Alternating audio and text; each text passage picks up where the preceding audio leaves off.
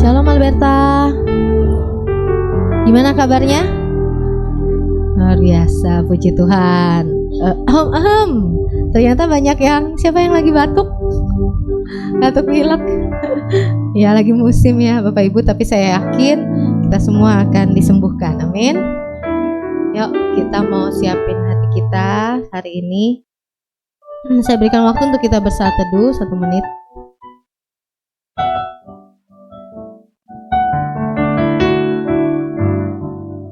Terima kasih Tuhan buat anugerah-Mu dalam hidup kami.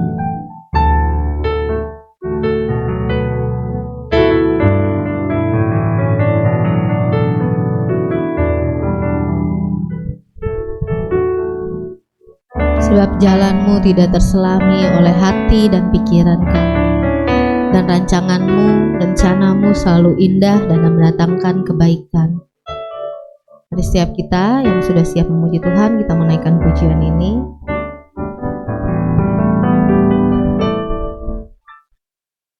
Jalan-Mu tak terselami oleh setiap hati kami. Namun satu hal ku percaya, ada rencana yang indah, tiada terduga kasih-Mu, heran dan besar bagiku. Arti kehadiran-Mu selalu nyata di dalam hidupku.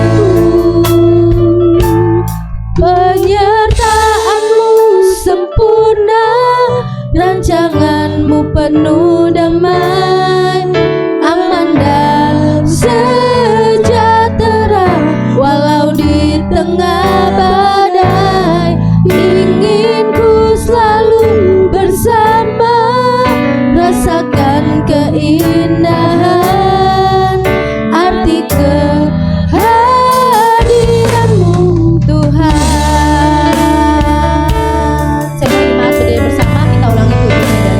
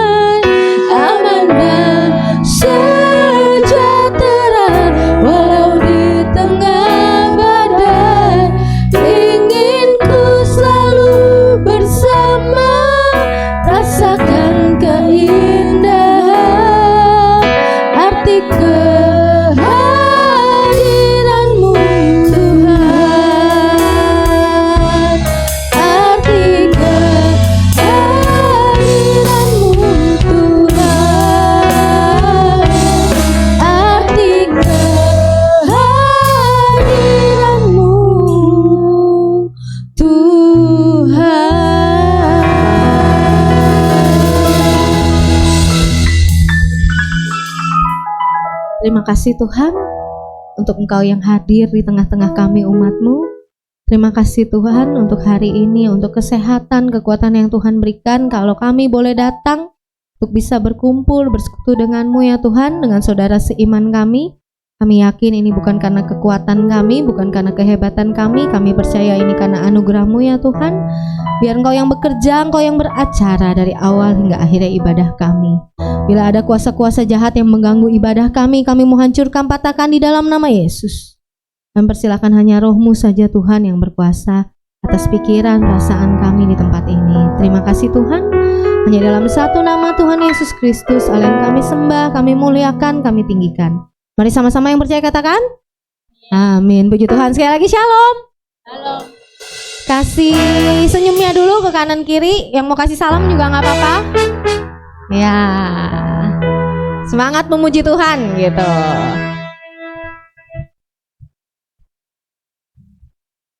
Oke, Tuhan Allah kita bertata di setiap pujian kita, amin. Amin. Ya, dengan semangat kita menaikkan pujian ini, Tuhan Allah kita bertata.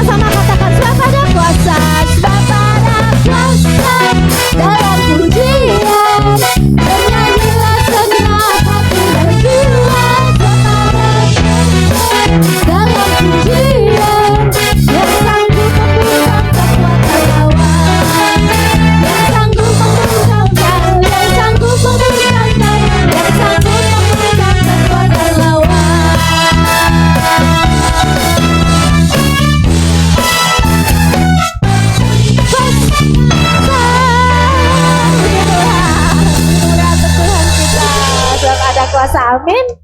Amin. Masih semangat puji Tuhan kita? Amin. Yuk kita mau sambung pujian kita. Siapa yang tadi pagi olahraga Bapak Ibu? Olahraga ada yang belum? Yang belum gerakin ya badannya ya. Kita puji Tuhan sambil gerakin badan buat Tuhan kita. Ada gerakan Roh Allah di tempat ini.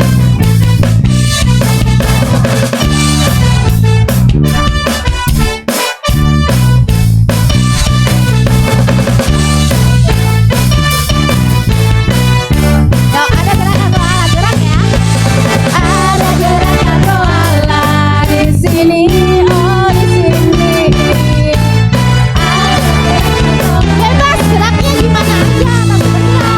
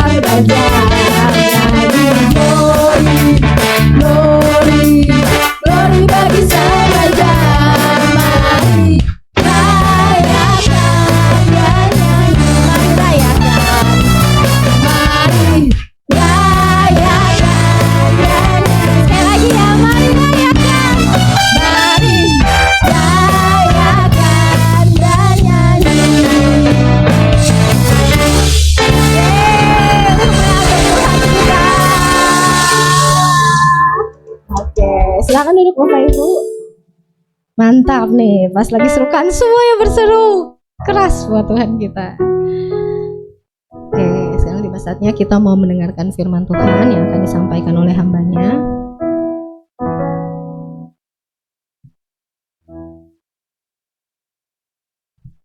Kita mau tenangin diri kita untuk menerima taburan firman Tuhan saat pagi hari ini. Biarlah kita siapkan hati kita saat pagi hari ini sehingga firman yang ditaburkan tidak berlalu begitu saja, tapi bisa berbuah-buah lebat, terutama bisa kita praktekkan dalam hidup kita. Walaupun gak gampang, saya yakin, tapi biar Tuhan dan Roh Kudus yang memampukan kita untuk bisa melakukan setiap firman yang sudah kita dengarkan.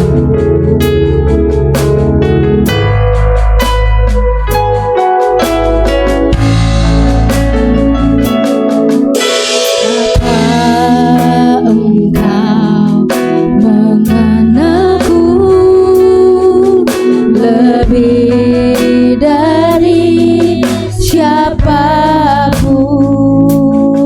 Engkau tahu ceritaku dan isi hatiku. Tak peduli masa lalu kita, tak peduli masa lalu, Engkau tetap memilihku dan ubahkan setiap kami Tuhan. Ganku sempurnakan jadi karya yang indah. Kini aku percaya tiada yang mustahil bagimu. Kuasamu kuatkanku, dasarku berharap. Oh,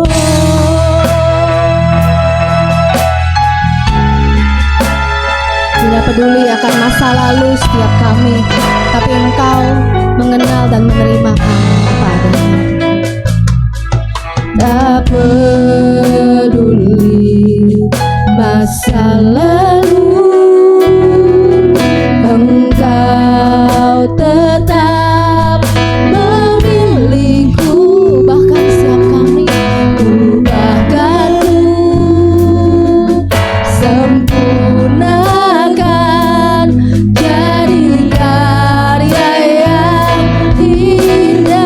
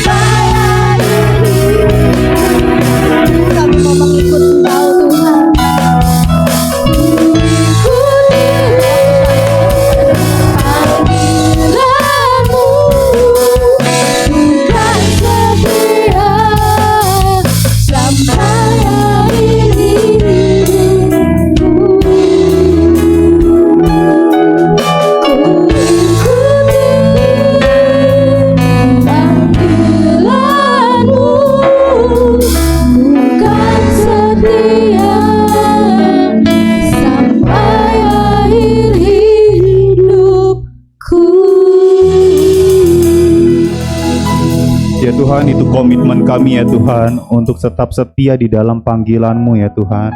Tolong kami ya Tuhan, seringkali mungkin kami menghadapi kesulitan hidup. Tolong tuntun kami ya Tuhan untuk tetap berada di dalam jalur kebenaran firman-Mu, sehingga kami tetap menjadi pribadi yang setia ya Tuhan, karena kami percaya Engkau sudah menunjukkannya lebih dulu kepada kami.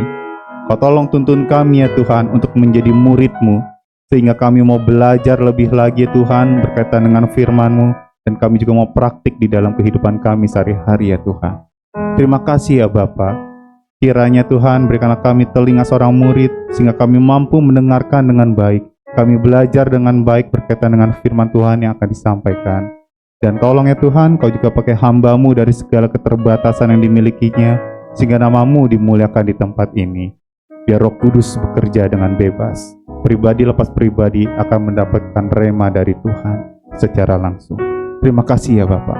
Di dalam nama Yesus yang siap mendengarkan firman Tuhan, katakan amin. Silakan duduk Bapak Ibu Saudara. Ya, terima kasih untuk tim pemuji ya. Ya, selamat pagi Saudara, Shalom semuanya. Ya, Saudara, untuk satu tema dalam minggu ini sebenarnya adalah tentang iman dan pemuritan ya. Itu dari Sinode GBI ya Saudara ya. Iman dan pemuritan, bagaimana kita sebagai anak Tuhan memang perlu menjadi murid yang baik, murid yang setia, ya, pengikut Kristus yang sejati, sehingga pada akhirnya kita bisa memuridkan juga banyak orang, Saudara. Hanya saja banyak orang tuh sering keliru, dipikir hal ini hanya untuk orang-orang tertentu saja. Memuridkan sesama itu dipikir hanya untuk yang bergelar hamba Tuhan lah, atau mereka yang mungkin mengenyam dunia teologi lah dan lain sebagainya. Tapi sesungguhnya panggilan ini adalah panggilan untuk kita semua Bapak Ibu Saudara. Nah, untuk itu hari ini kita mau belajar untuk menjadi murid Kristus yang sejati. Amin Bapak Ibu Saudara. Ya, untuk itu saya kasih satu judul di sini, judulnya adalah Are you a fan or follower? Kamu ini penggemar atau pengikut? Seperti itu ya Saudara. Penggemar atau pengikut. Itu nanti kita mau bahas dari Matius 4 ayat 18 sampai yang ke-22. Saudara, ternyata kata fan ini ya atau penggemar itu berasal dari satu kata, yaitu fanatik kayak gitu ya. Jadi kata fanatik itu dipendekkan, disimplify menjadi kata fan gitu ya. Ngefans sama sesuatu hal, ngefans mengidolakan seseorang, misalkan ya, kalau anak muda zaman sekarang K-pop kayak gitu kan ya, ngefans dengan olahraga tertentu dan misalkan pertandingan basket gitu, ngefans dalam satu tim tertentu dan seterusnya. Nah, di dalam perkembangannya memang kata fanatik ini digunakan untuk merujuk kepada orang-orang yang memiliki semangat yang kuat terhadap sesuatu hal. Nah, kemudian yang tadi saya katakan itu sudah disimplify menjadi kata fan, Saudara. Nah, sebenarnya kita kalau ngomongin fan ya, mereka itu akan melakukan apa yang mereka gemari saja sebenarnya ya. Hanya melakukan hal-hal yang dia sukai saja, dia gemari saja. Konteks di dalam kekristenan berarti dia lebih senang melakukan apa yang dia pikir itu menguntungkan untuk dirinya sendiri. Jika mungkin dia sudah menghadapi suatu padang gurun kehidupan atau situasi sulit, masa-masa yang sulit, sangat mungkin untuk cabut dari kekristenan, dari Tuhan Yesus Kristus. Nah, Saudara, penggemar dan pengikut itu tentu berbeda sekali ya Saudara ya. Kalau di Alkitab ya ada sih ya, saat Yesus mau melakukan suatu mujizat gitu, kemudian kan banyak orang berbondong-bondong mengikuti dia kayak gitu. Jadi sebenarnya orang-orang yang mengikuti Yesus itu belum tentu mereka adalah pengikut sejati. Bahkan ada haters-hatersnya juga kan untuk menjadi pengikut Yesus ya. Misalkan mereka ahli Taurat, orang-orang Farisi. Mereka kan ikut Yesus untuk apa? Mencari kesalahan kayak gitu kan ya.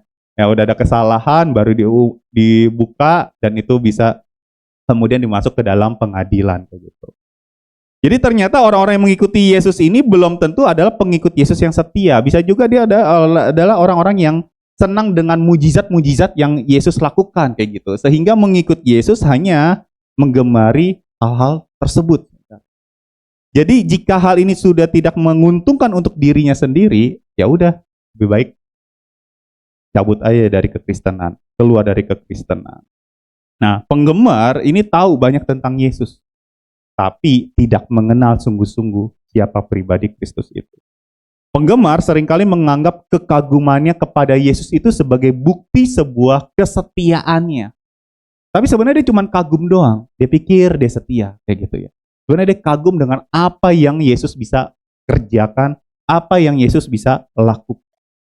Dan umumnya mengutamakan pengetahuan daripada keintiman terhadap satu pribadi, Yesus itu sendiri. Sementara pengikut itu butuh usaha yang lebih keras, saudara. Kenapa? Karena pengikut ini membutuhkan satu komitmen. Kalau kita bicara memuridkan, maka menjadi murid itu adalah harus komit, saudara ya. Anak Bapak Ibu misalkan, atau Bapak Ibu sendiri saat sekolah, itu kan harus komit, harus sekolah, kayak gitu kan ya. Bangun pagi, belajar lagi, ada ulangan, belajar lagi, dan seterusnya. Seperti itu, saudara, komitmen. Sehingga waktu mungkin bertemu dengan hal-hal yang tidak disukai, ya harus dihadapi, saudara. Ya, namanya juga belajar, namanya juga menjadi pengikut Kristus. Nah, bentuknya adalah komitmen. Nyatanya, faktanya banyak orang Kristen zaman sekarang mau sih menjadi murid Kristus, ya, tetapi tidak mau menyerahkan seutuhnya, seluruh hidupnya ke tangan Tuhan. Jadi saat zona kenyamannya diusik dikit saja, dia kemudian tidak mau lagi mengikut Kristus. Jadi tidak mau diganggu tuh untuk waktu, pikiran, dan tenaganya kayak gitu. Nah, jadi zona nyamannya diganggu, malah akhirnya hatinya terganggu. Di situ mungkin dia sudah tidak lagi mau mengikuti Yesus. Alhasil apa, saudara? Orang-orang ini lebih senang mengambil hal-hal yang sifatnya menguntungkan untuk dirinya sendiri. Relasi kemudian menjadi transaksi. Ya, yang penting gue untung, yang penting gue cuan, yang penting ini untuk diri gue baik, kayak gitu, ya udah gue tetap ikut. Tapi selama itu tidak, ya udah, selama itu juga saya akan meninggalkan Tuhan. Nah, saudara, untuk itu kita mau belajar bagaimana kita bisa menjadi pengikut, bukan hanya sebagai penggemar, saudara ya. Apalagi menjadi haters, kayak gitu kan ya. Nah, untuk itu kita mau renungkan di dalam Matius 4 ayat 18 sampai ke 22 ini, saudara. Bisa disiapkan juga ya. Nanti juga ada ayatnya sih di depan ini, di slide. Ya, saudara, pokok pembahasan ini terfokus pada dua bagian saja ya, saudara. Jadi nggak banyak ya, hanya dua bagiannya saja ya. Cuman abis itu ada subbagiannya, saudara ya. Nah, jadi bagian pertama adalah bagaimana Yesus memanggil murid-murid pertamanya tuh. Ada si Petrus, ada si Andreas, kayak gitu kan. Ada Yohanes, juga ada Yakobus. Di situ bagaimana Yesus memanggil murid-muridnya. Kemudian yang kita mau bahas berikutnya, yang kita mau renungkan berikut ya, bagaimana respon mereka, saudara. Apa pura-pura nggak dengar, kayaknya bukan gue yang dipanggil deh. Ya, ini aku utuslah dia, kayak gitu kan ya. Kayak bukan saya deh, kayak gitu. Apa mereka pura-pura nggak dengar, atau bagaimana respon mereka. Dan ini menarik, saudara. Mari kita baca dua ayat pertama. Ya, seperti lagu tadi ya, tentang panggilan. Panggilan hidup, Bapak Ibu Saudara. Matius 4 ayat 18 sampai 19 ya. Matius 4 ayat 18 sampai 19. Oke, sudah ada ya. Kita baca bersama ya. 3, 2, 1. Dan ketika Yesus sedang berjalan menyusuri Danau Galilea, ia melihat dua orang bersaudara, yaitu Simon yang disebut Petrus dan Andreas saudaranya. Mereka sedang menebarkan jala di danau sebab mereka penjala ikan. Yesus berkata kepada mereka, "Mari ikutlah aku dan kamu akan kujadikan penjala manusia." Saudara, ini ayat yang sudah tidak asing ya, bagaimana Yesus memanggil murid-murid pertamanya ya. Konteksnya di sini ada Petrus, juga ada Andreas ya. Saudara, sebelumnya saudara ya, di dalam kerabian Yahudi, kayak gitu ya. Biasanya zaman itu guru ya, itu menunggu murid, saudara ya. Jadi murid itu yang mencari mencari rabi, saudara ya. Rabi itu adalah guru. Jadi kebiasaannya gitu ya, murid mencari rabi. Makanya kan kalau kita lihat di Alkitab, di Perjanjian Baru banyak tuh guru-guru ya. Ada Apolos, Paulus, kemudian kalau di zaman ini Yohanes Pembaptis, juga ada Tuhan Yesus juga tentunya, dan seterusnya. Nah, makanya mereka ini pun perlu sekolah dulu tuh, ya, di dalam keyahudian yang gitu ya, sekolah di dalam tahap tertentu, kemudian mereka boleh dapat mungkin semacam license atau certified gitu ya, keabsahan engkau boleh mengajar, ya udah barulah mereka mengajar, kira-kira gitu. Dan itulah yang sebenarnya Yesus juga lakukan, dia belajar dulu, dia menjadi murid dulu. Nah, untuk itu di dalam prosesnya, rabi ini tidak mencari murid, tapi murid yang mencari rabi. Saudara, rabi ini apa sifatnya? Menunggu. Tetapi berbeda dengan apa yang Yesus kerjakan, saudara. Tuhan Yesus di kitab yang tadi kita sudah baca, Yesus ngapain? Mencari. Dia memanggil bahkan. Dia mencari murid-murid. Ya, kayak gitu. Dia mencari, waktu dia cari pun dia tidak melihat status sosialnya, saudara.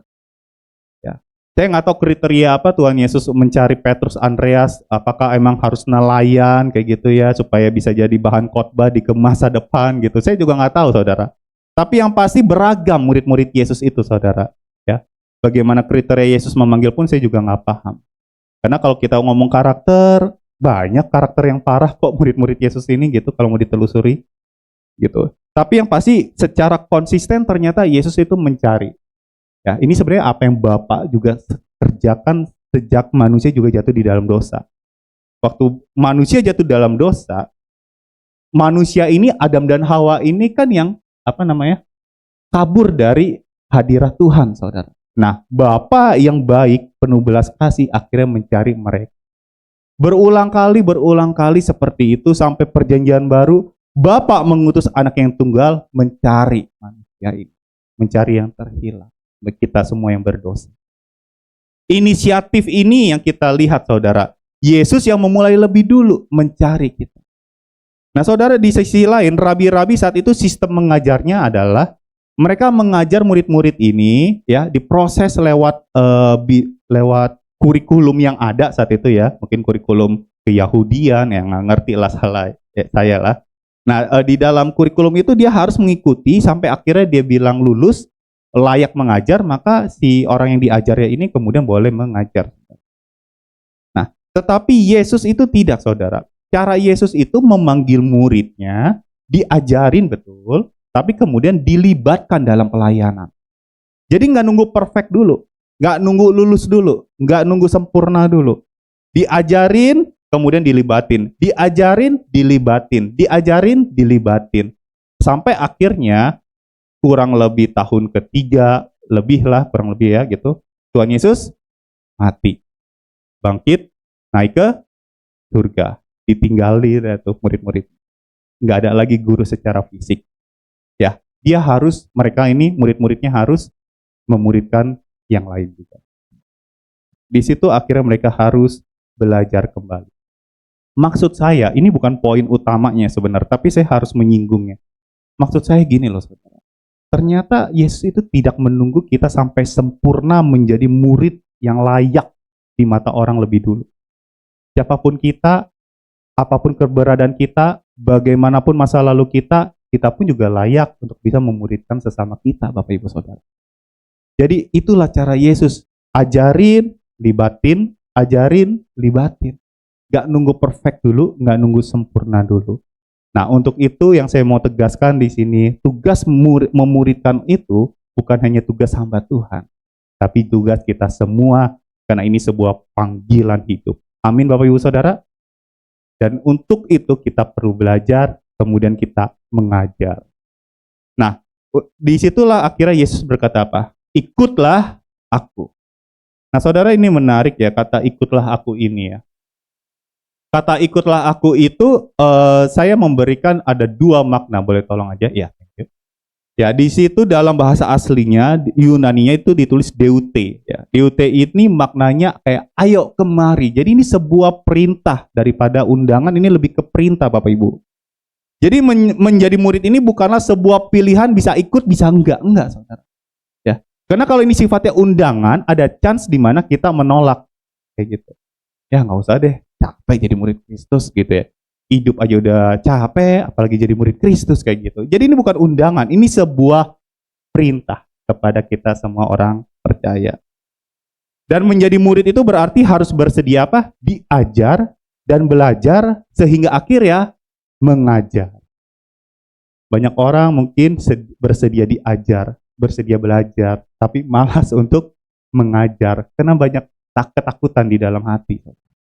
Ya, saya belum layak, saya belum ini. Nah, yang ini tadi mau saya highlight Bapak Ibu, bahwa Yesus tidak menunggu kita sampai sempurna lebih dulu. Keberadaan kita yang sekarang inilah kita juga bisa lakukan untuk memuridkan orang lain. Makna yang kedua dari kata ikutlah aku, saudara, ya, itu adalah bersama untuk menjadi sama. Bersama untuk menjadi sama.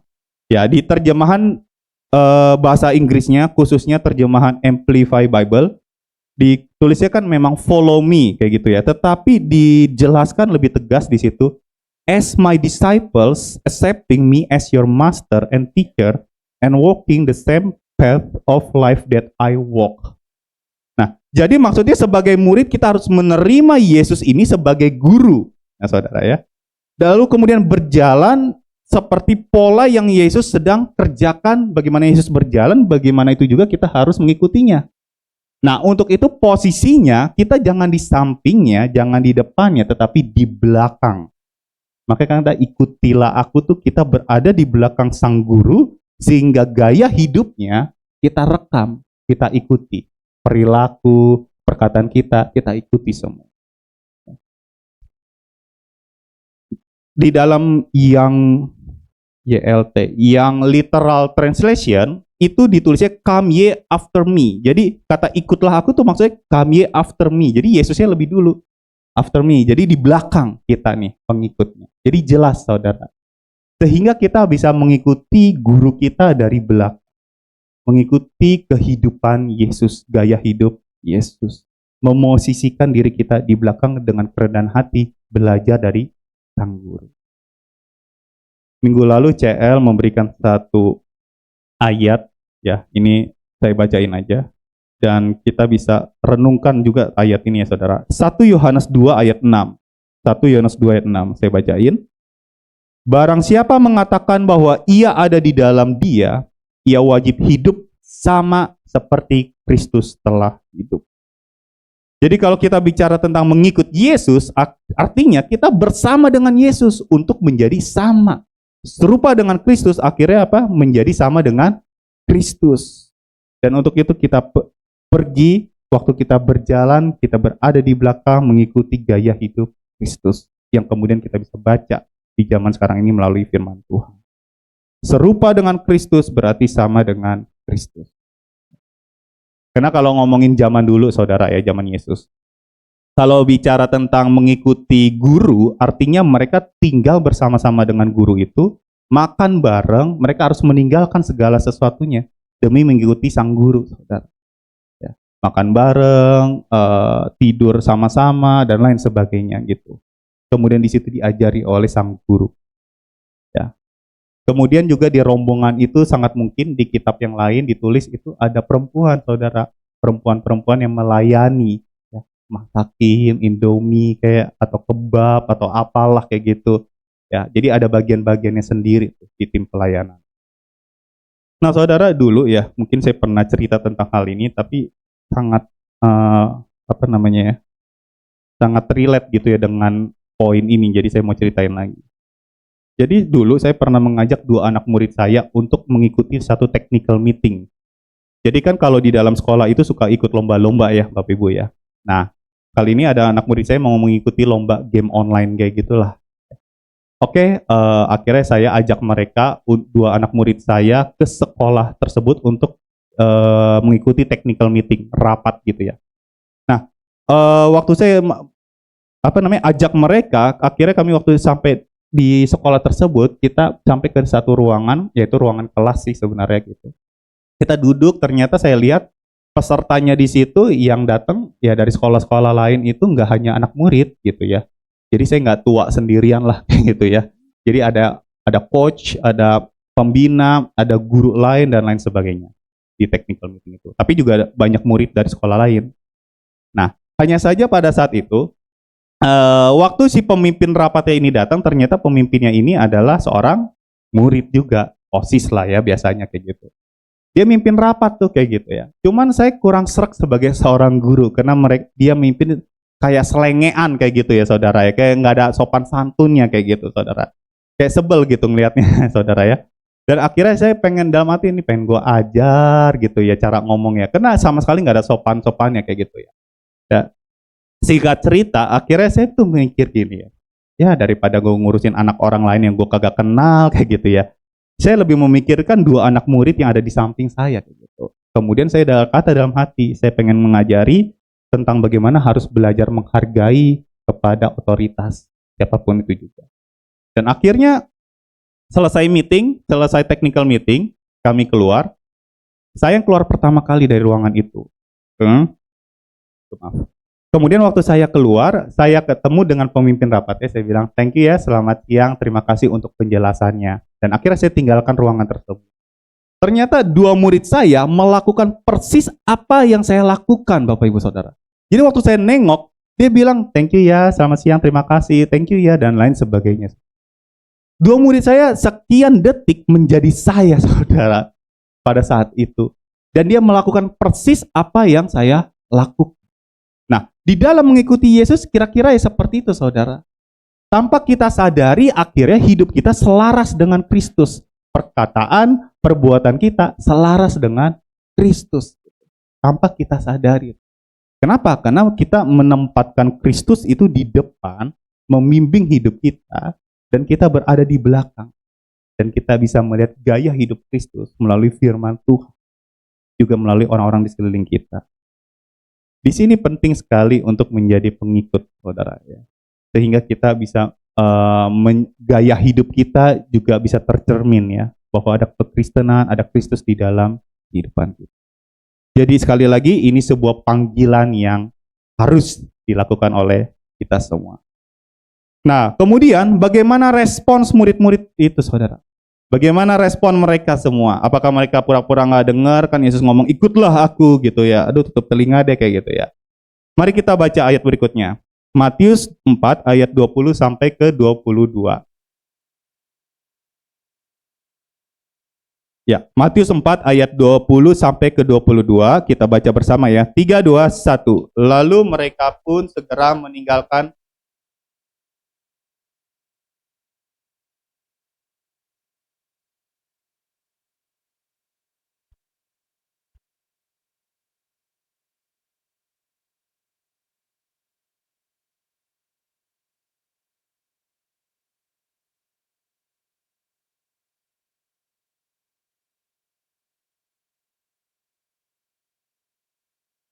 baik, terima kasih. Ya, saudara, setelah perintah Tuhan Yesus diucapkan, menarik ya, Yohanes, Yakobus, Petrus, Andreas itu langsung mengikuti Yesus tanpa ada pertanyaan. Padahal kan Tuhan Yesus waktu mengatakan ikutlah aku, dia kan nggak bikin satu resume atau CV gitu kan ya, bahwa nama Tuhan Yesus Kristus, status Sang Pencipta, misalkan gitu ya, pekerjaan menyelamatkan kalian semua nih kayak gitu kan ya. Nggak ada resume seperti itu, tapi kenapa nih 4 muridnya langsung mengikut si guru, saudara? Apakah Yesus berarti adalah ahli hipnotis gitu? Atau jangan-jangan emang muridnya ini karena dari kalangan nelayan emang ceroboh aja gitu, nggak mikir panjang gitu, saudara? Apakah benar seperti itu? Tentu tidak ya. Di dalam Yohanes 1, nanti saudara boleh lihat. Yohanes 1 ayat 35 sampai 51, itu diceritakan ternyata mereka sudah pernah bertemu. Ini bukan pertemuan pertamanya. Jadi di dalam Yohanes 1 diceritain bagaimana waktu saudara mereka mendengar ada Sang Mesias datang ke suatu tempat. Kemudian di situ Andreas tuh yang pertama kali ngeh gitu ya. Wih, ada guru, ada Mesias gitu. Ini Yesus nih kayak gitu. Singkat cerita, mereka Andreas akhirnya ajak Petrus. Pet, di situ ada Sang Mesias. Kan ini adalah sang pribadi yang kamu tunggu-tunggu gitu. Diajaklah Petrus kayak gitu. Dan itu adalah pertemuan pertama mereka, Bapak Ibu. Jadi maksud saya, mereka sudah menimbangkan, mereka sudah memikirkan ikut atau tidak ya, kira-kira gitu. Jadi ini bukan pertemuan pertama. Dan akhirnya komitmen mereka adalah tetap mengikuti Yesus. Mereka mau bayar harganya. Ada dua paling tidak yang kita bisa lihat dari apa yang mereka lakukan. Yang pertama, mereka meninggalkan jala dan perahu. Saudara ya, boleh tolong slide-nya. Mereka meninggalkan jala dan perahu. Ini apa saudara? Ini adalah sumber penghasilan mereka, saudara. Pola pemerintahan saat itu sangat berbeda dengan zaman sekarang ya. Saat itu mereka harus mengikuti gurunya kemanapun gurunya pergi, seperti yang saya katakan tadi. Jadi kalau kita ngomongin meninggalkan pekerjaan, itu jelas nggak mudah bagi beberapa orang. Apalagi bagi Petrus ya. Petrus kan udah married tuh. Berarti kan kalau ninggalin perahu sama jala, artinya meninggalkan sumber penghasilan. Untuk itu mari kita membuat surat pengunduran diri Bapak Ibu Saudara. Atau kita tinggalkan hal-hal yang sifatnya fana, kita jualin itu semua ya. Maaf ya, saya bukan buat sekte di sini ya. Saudara, bagi mereka saat itu kalau ketemu guru secara fisik, mereka harus benar-benar ninggalin seluruh hidupnya, saudara. Ninggalin jala dan perahu, meninggalkan sumber penghasilan dengan catatan mereka mau menyerahkan seutuhnya seluruh hidupnya ke guru. Mungkin mereka sudah menimbang di situ, mungkin mereka berpikir juga, karena mereka nelayan, mereka tahu untung rugi, ya. Mungkin ya oke lah ya, guru saya tukang kayu, kayak gitu ya. Paling nggak dia banyak ada stok makanan lah, dan seterusnya. Mungkin saja, saudara, kita nggak tahu apa yang ada di benak Petrus, Andreas, Yohanes, dan Yakobus di saat itu. Tapi yang pasti pekerjaan yang mereka tinggalkan itu adalah harga yang mereka bayar, Bapak Ibu. Kemudian yang kedua, mereka meninggalkan yang lebih parah, ninggalin bapaknya, saudara. Yohanes, Yakobus itu spesifik ditulis di Alkitab itu meninggalkan Zebedeus. Zebedeus ini bapak mereka. Saya percaya itu ditulis untuk memberitahu bahwa mereka benar-benar memprioritaskan Kristus lebih dari apapun juga.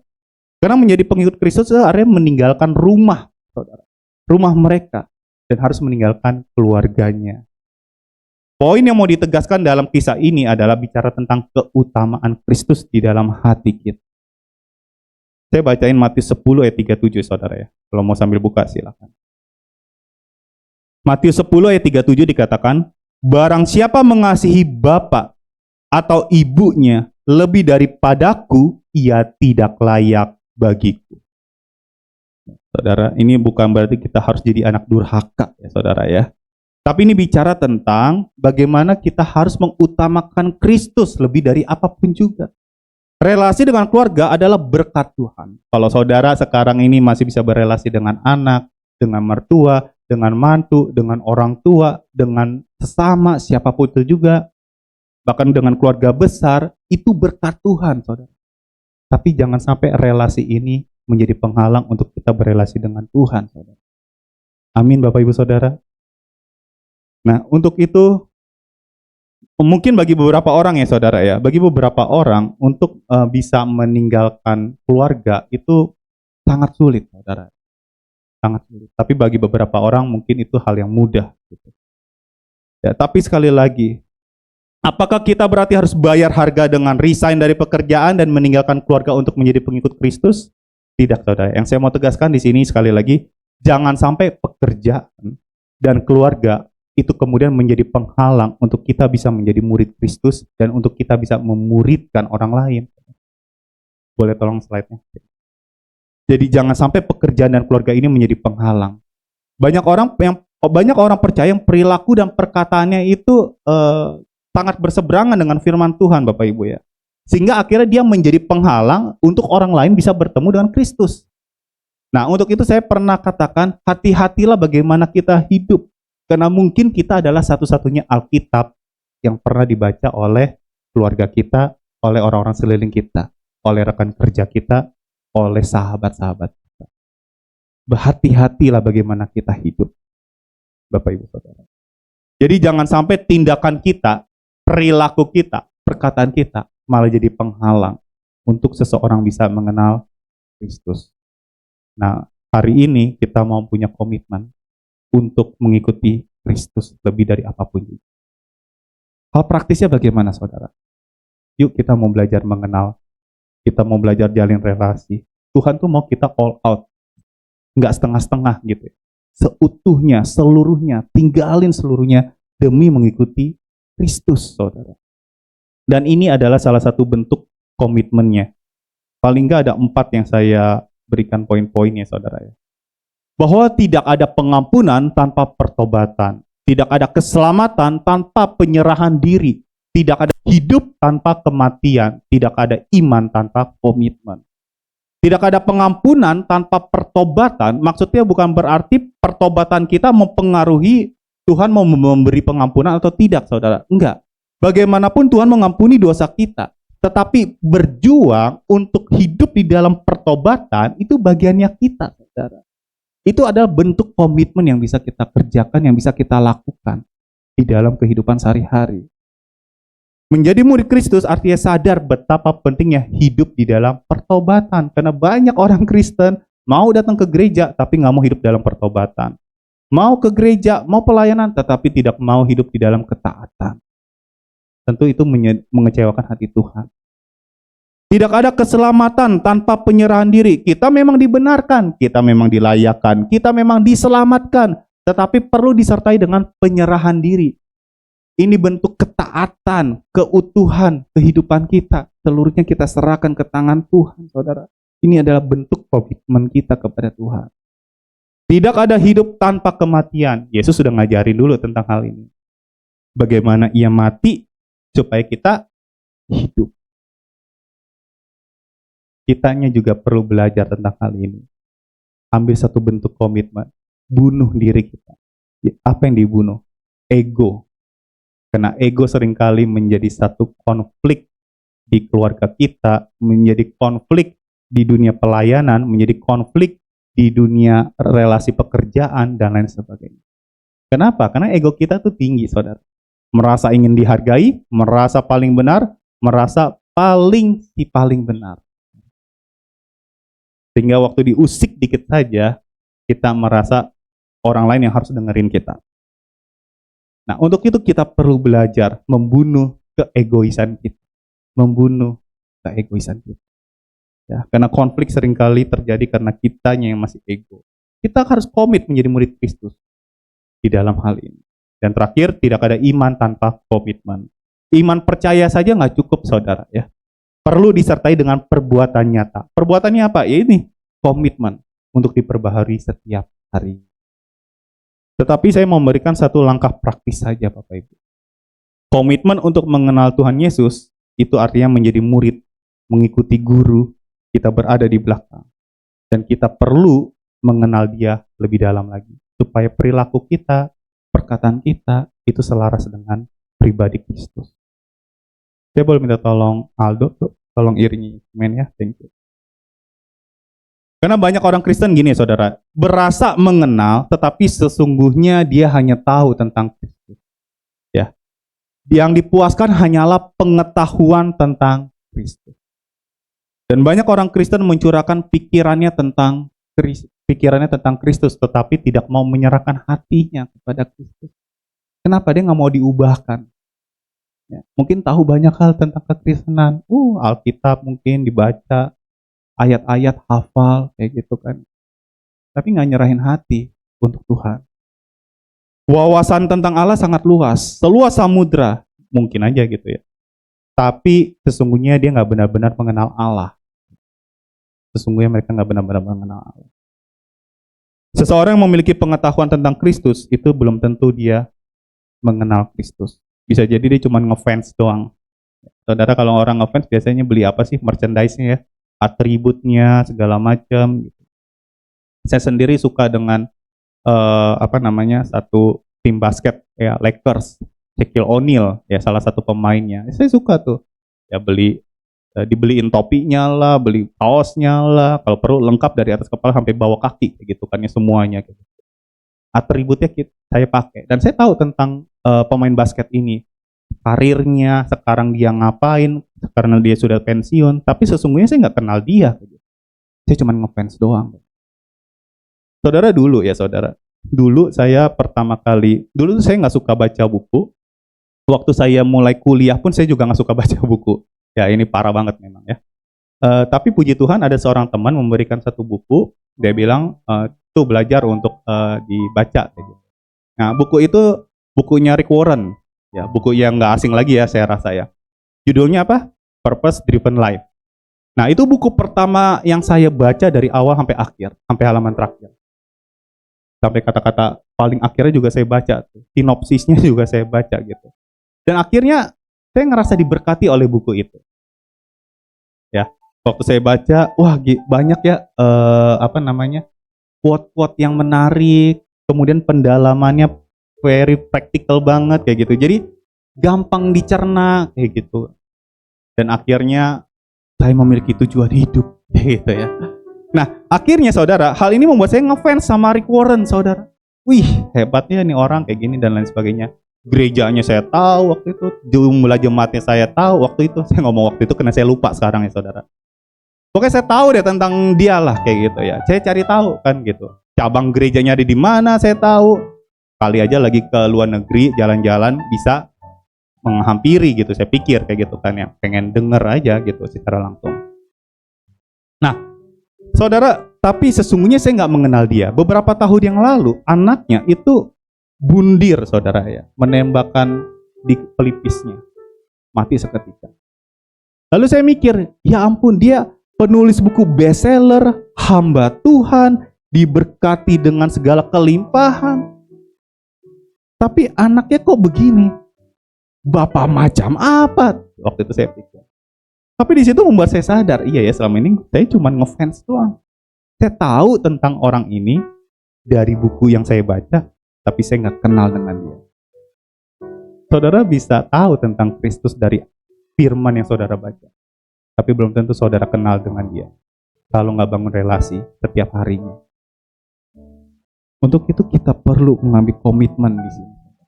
Mengenal tuh membutuhkan proses yang panjang. Bahkan sebagai pasangan suami istri saja butuh proses yang panjang, bukan? Untuk mengenal pasangan kita.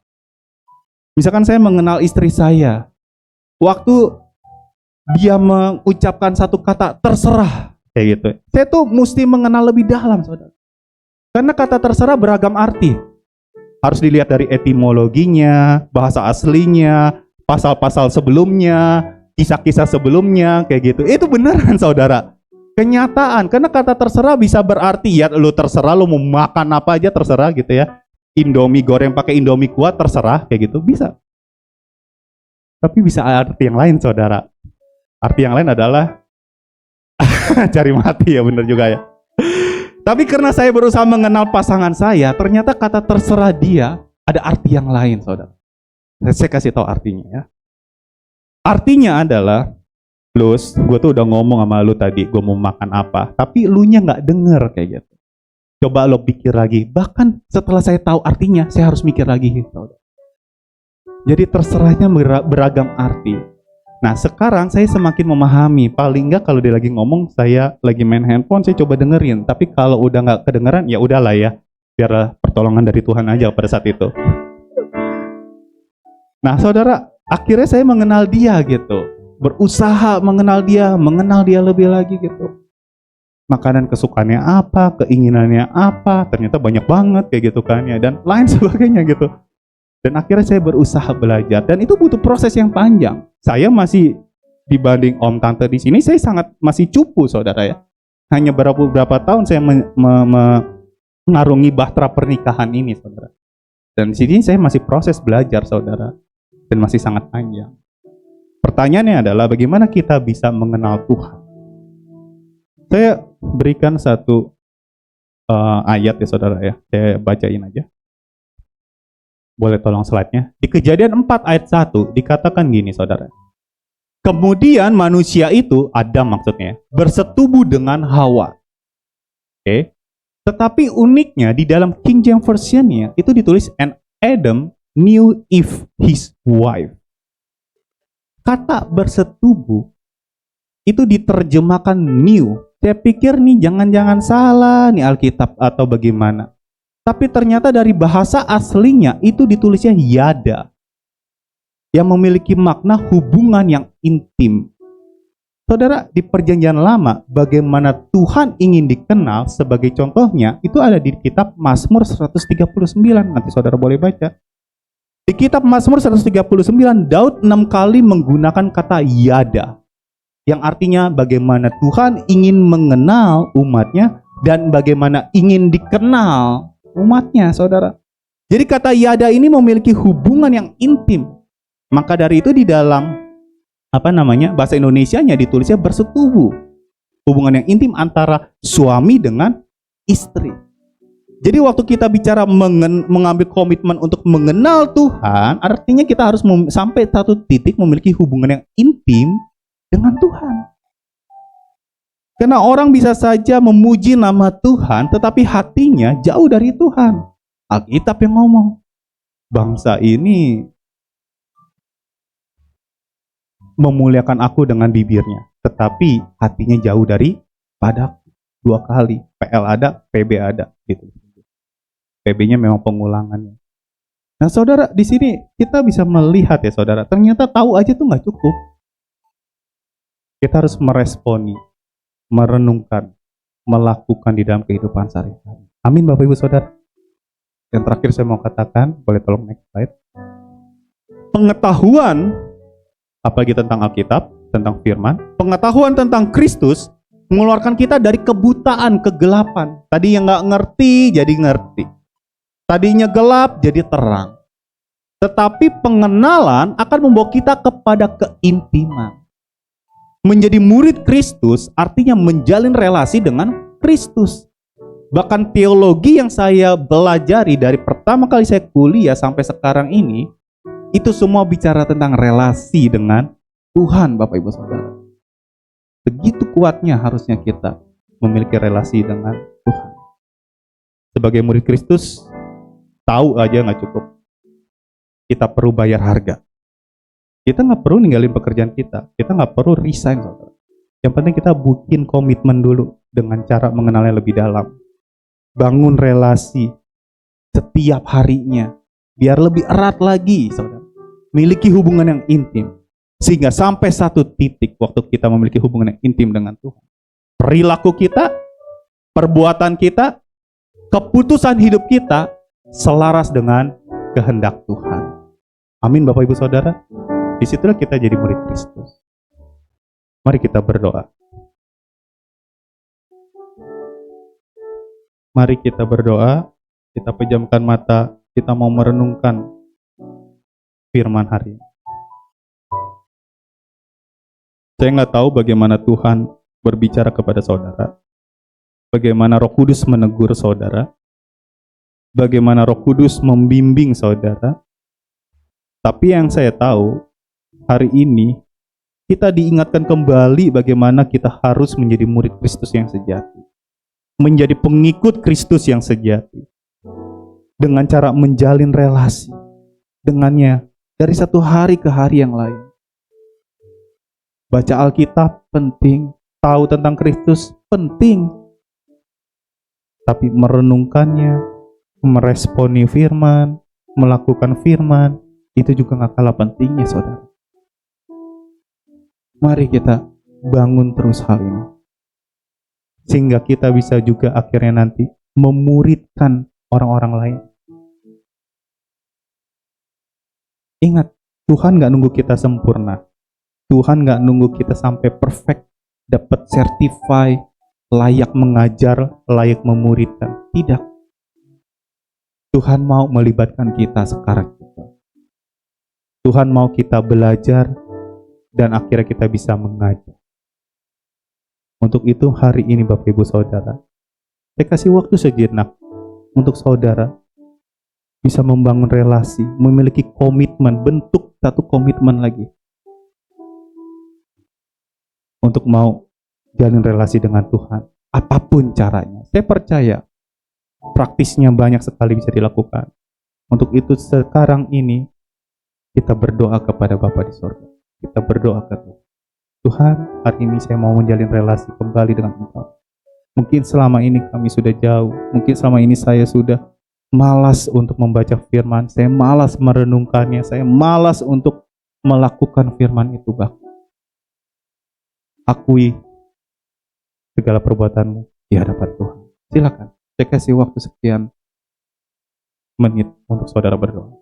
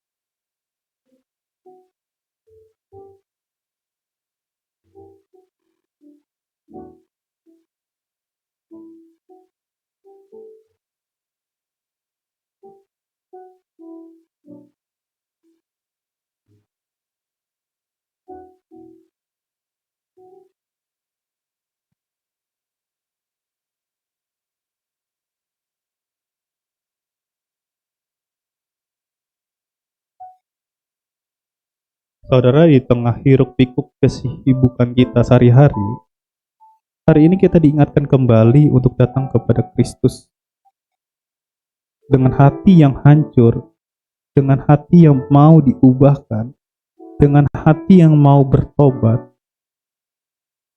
penuh dengan air mata. Itu jauh lebih baik daripada tidak sama sekali. Untuk itu hari ini datang kepada Kristus dan katakan, Tuhan, hari ini saya mau menjalin relasi lagi dengan Engkau. Tuntun saya ya Tuhan. Apa yang harus saya lakukan? Saya harus baca firman, saya harus berdoa. Tuntun saya ya Tuhan.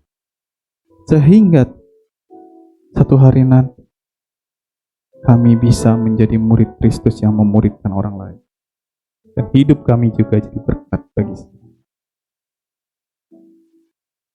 Tuhan Yesus, terima kasih untuk firman hari ini. Tuhan, biarlah firman ini bisa menjadi kekuatan untuk kami semua ya Tuhan. Untuk terus berada di dalam jalur kebenaran firman. Biarlah kami yang mendapatkan pencerahan, insight daripada-Mu. Kami mau Tuhan melakukannya. Kami nggak mau menunda, tapi kami mau melakukannya dimulai hari ini. Kami mau belajar satu keputusan, yaitu komitmen ya Tuhan, untuk mengenal Engkau lebih dalam lagi, sehingga kami memiliki relasi yang kuat dengan Engkau. Untuk itu, tolong bimbing kami ya Tuhan, biar Roh Kudus menuntun kami, membimbing ke dalam jalan kebenaran firman. Terima kasih ya Tuhan, hamba-Mu berhenti berbicara, tetapi biarlah kuasa Roh Kudus menaungi hidup kami semua. Dalam nama Yesus, kami sudah berdoa dan kami sungguh mengucap syukur. Yang percaya katakan, amin. Tuhan Yesus memberkati.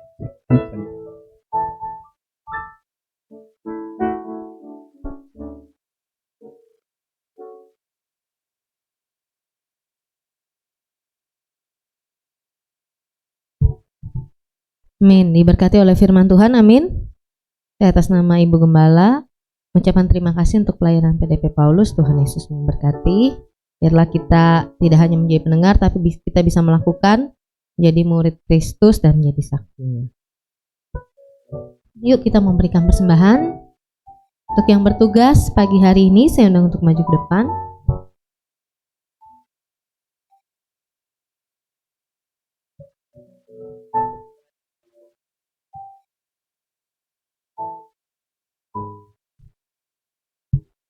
Minta dengan kasih Ibu Tri Herliani akan berdoa untuk persembahan kita pagi hari ini.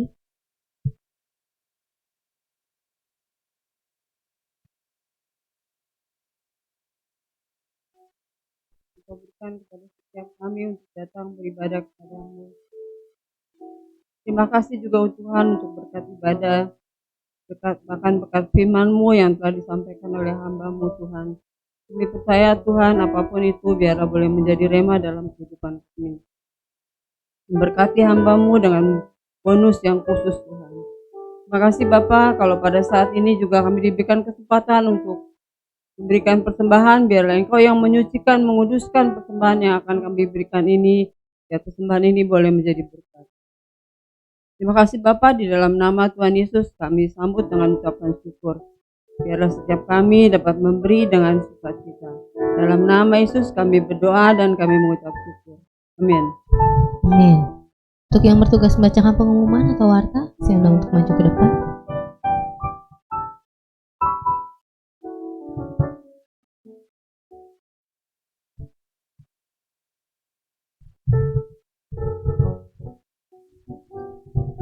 Selamat pagi Bapak Ibu. Apakah ada yang baru pertama kali hadir di ibadah pagi ini? Tidak ada ya. Tuhan Yesus memberkati. Keluarga besar GBI Alberta mengucapkan banyak terima kasih kepada PDP Paulus Igunata Sutejo yang telah menyampaikan firman Tuhan dalam kebaktian umum hari ini. Tuhan Yesus memberkati keluarga dan pelayanan Bapak. Terima kasih juga kepada semua pelayan yang telah setia melayani dalam kebaktian umum hari ini. Tuhan Yesus memberkati dengan bonus khusus. Ingatkan juga anak cucu kita untuk mengikuti Alberta Kids pukul 10.30 setelah kebaktian umum. Kaum wanita diundang untuk hadir dalam kebaktian kaum wanita Alberta yang diadakan setiap hari Selasa pukul 10 pagi. Hari Selasa 10 September 2024, firman Tuhan akan disampaikan oleh Pendeta Carmelia Suryanto. Mari berdoa bersama dalam Benteng Doa GBI Alberta setiap Jumat pukul 10 pagi, terbuka untuk umum. Yuk ajak keluarga, tetangga, atau teman untuk saling menguatkan melalui doa-doa kita. Kaum muda diajak untuk hadir setiap Sabtu sore pukul 6 dalam komunitas Alberta Youth Team. Hari Sabtu 14 September 2024, firman Tuhan akan disampaikan oleh Diaken Stefanus Iwanata Sutejo. Seluruh jemaat diundang untuk kembali hadir dalam kebaktian umum minggu depan 15 September 2024 pukul 8 pagi. Firman Tuhan akan disampaikan oleh PDM Wiwi Karta Elia. Keluarga besar GBI Alberta mengucapkan selamat ulang tahun kepada Ibu Ellen Francis Felicia 11 September, Saudara Daniel Billy 13 September. Jemaat yang tergerak untuk mendukung acara Kongko Dulu Yuk melalui makanan atau minuman atau dana, silakan hubungi Diaken Lee Lumin, seksi konsumsi. Terima kasih kepada Miss Agnes 150.000, Ibu Melinda 100.000 rupiah. Mari tetap dukung gereja kita melalui persembahan atau perpuluhan yang bisa dilakukan dimasukkan ke kantong kolektor, kotak perpuluhan atau transfer ke rekening BCA gereja. Scan QRIS yang ditempelkan di kursi ruang ibadah. Amplop persembahan juga disediakan di depan. Terima kasih atas persembahan jemaat. Bagi jemaat yang sudah memasukkan amplop perpuluhan dalam kotak perpuluhan tetapi namanya belum tercantum dalam laporan ini, dapat segera menghubungi gembala jemaat. Jangan lupa tetap satukan hati berdoa bagi gereja kita Alberta, bangsa negara kita setiap malam jam 9 malam. Dimanapun kita berada, mari luangkan waktu sejenak berdoa agar pemulihan terjadi bagi gereja kita Alberta dan NKRI. Tetap ikuti kegiatan gereja kita Alberta melalui warta digital yang dikirimkan di WA Group GBI Alberta. Sekian info sepekan Alberta. Mari kita satukan hati untuk berdoa bersama.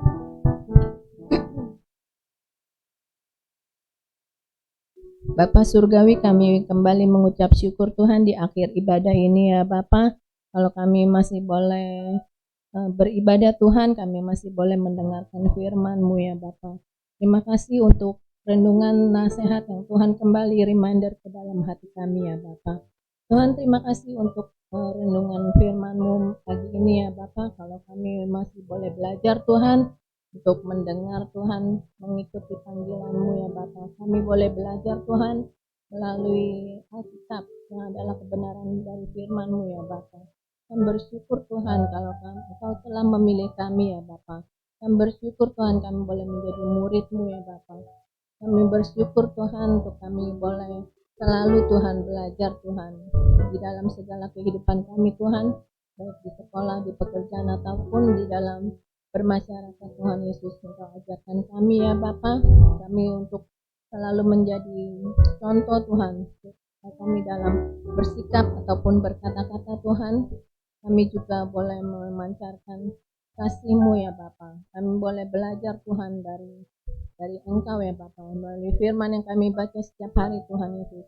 Supaya kami juga belajar Tuhan membangun relasi dengan Engkau Tuhan, melalui doa-doa kami Tuhan, baik doa pribadi ataupun doa bersama Tuhan di komunitas kami masing-masing ya Bapa. Tuhan Yesus, Kau ajar kami Tuhan untuk selalu Tuhan lebih dekat lagi kepada Engkau ya Bapa. Bapa, kami bersyukur juga Tuhan untuk pagi ini untuk PDP Paulus Tuhan yang telah menyampaikan renungan singkat dari firman-Mu ya Bapa. Meskipun waktu yang singkat Tuhan, kami percaya Tuhan Roh Kudus-Mu yang akan mengajar kami, yang akan menuntun kami Tuhan Yesus untuk melakukan firman-Mu di dalam kehidupan kami ya Bapa. Terima kasih Tuhan Yesus. Kami berdoa juga Tuhan untuk Ibu Gembala Tuhan, kalau pagi ini kami melihat beliau masih ada bersama kami Tuhan. Terima kasih untuk kesehatan, kekuatan Engkau memberikan kepada Ibu Gembala kami ya Bapa. Kami bersyukur Tuhan Yesus. Kami juga berdoa Tuhan untuk ibadah tengah minggu Tuhan Yesus. Engkau sendiri yang memberkatinya ya Bapa. Memberikan jemaat yang setia Tuhan. Terima kasih Tuhan Yesus. Bapa Surgawi, kami juga berdoa untuk yang berulang tahun minggu ini, untuk Ibu Ellen dan Saudara Daniel Tuhan. Tuhan, kalau Engkau sudah memimpin kehidupan mereka di tahun-tahun yang lalu Tuhan, kami percaya Tuhan Engkau juga akan memimpin di tahun-tahun yang akan datang Tuhan. Engkau akan tetap memberkati, Engkau akan tetap menyertai kehidupan mereka dan segala pekerjaan mereka Tuhan Yesus. Terima kasih ya Bapa. Tuhan Yesus, kami juga mau berdoa Tuhan untuk bangsa dan negara kami Indonesia Tuhan. Kami bersyukur Tuhan kami boleh ada di tanah Indonesia ini Tuhan. Engkau punya rencana buat kami Tuhan. Kami selalu mau berdoa Tuhan untuk negeri kami tercinta Indonesia Tuhan Yesus. Kalau dalam 2 bulan mendatang Tuhan kami akan punya presiden yang baru. Kami berdoa Tuhan Yesus, Engkau memberkati Bapak Prabowo dan juga Bapak Gibran Tuhan Yesus. Kau berikan roh takut akan Engkau dalam hati mereka ya Bapa, dalam memimpin negara ini Tuhan Yesus, supaya segala kebijaksanaan mereka Tuhan itu boleh untuk kesejahteraan rakyat Indonesia Tuhan Yesus. Terima kasih ya Bapa untuk Indonesia ini Tuhan Yesus. Kami berharap Tuhan dan kami mohon Tuhan Yesus di dalam doa-doa kami ya Bapa, Engkau mendengarkan setiap anak-anak-Mu yang berseru dalam doa Tuhan Yesus untuk pemulihan bangsa ini, untuk kesejahteraan bangsa ini Tuhan Yesus. Terima kasih Tuhan Yesus. Kami mau serahkan seluruh doa permohonan kami hanya di dalam nama Tuhan Yesus. Kami akan menerima doa berkat-Nya Ibu Gembala.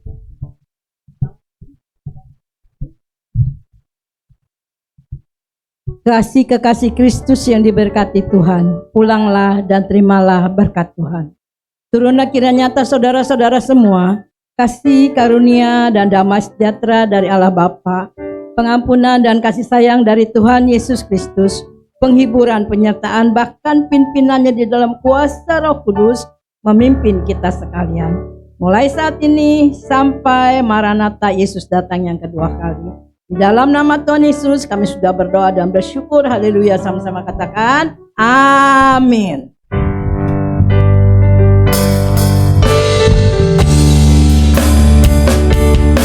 Hidupku mengenapi firman-Mu, tanda mukjizat sertai tiap langkahku.